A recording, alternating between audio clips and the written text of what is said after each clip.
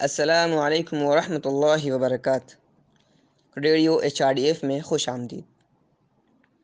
آبادی بانو بیگم عرف بی اما ایک بہادر خاتون ہیں جنہوں نے اپنی تقاریر کے ذریعے مسلسل اس بات پر زور دیا کہ آزادی کے حصول کے لیے مذہبی ہم آہنگی ضروری ہے اور کسی بھی ہندوستانی باشندے کو انگریزوں کا غلام نہیں ہونا ہے۔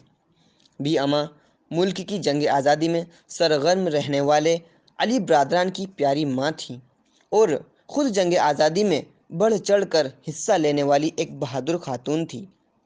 ان کا تعلق شمالی ہندوستان کی ریاست UP ضلع رامپور کے ایک مہذب گھرانے سے تھا۔ ان کے شوہر عبدالعلی خان رامپور میں اس وقت کے نواب کے یہاں ایک آفیسر تھے۔ بی اما 27 سال کی عمر میں بیوہ ہو گئی تھی۔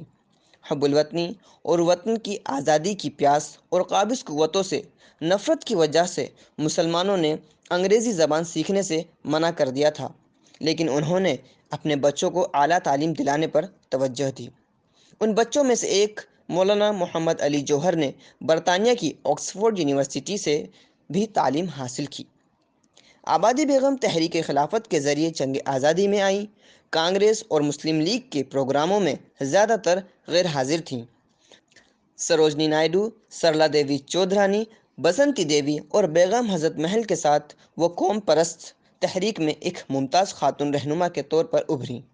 وہ الہ آباد میں منعقدہ 1921 کی کانگریس کانفرنس میں آل انڈیا لیڈرز کانفرنس کی صدر بھی منتخب ہوئیں۔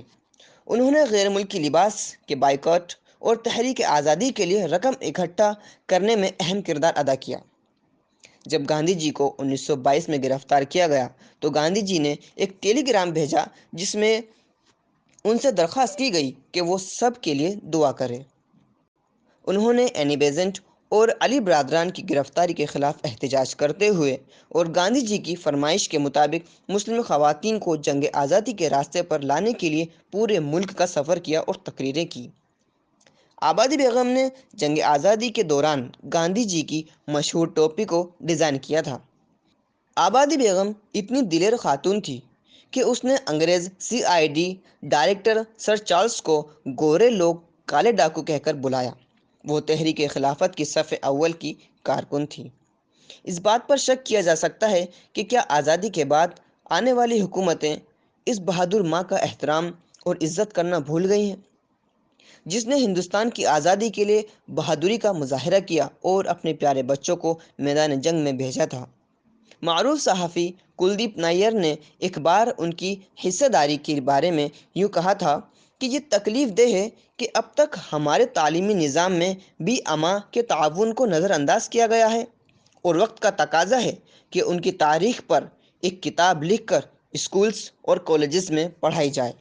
اتنا کہنا ہی کافی ہے۔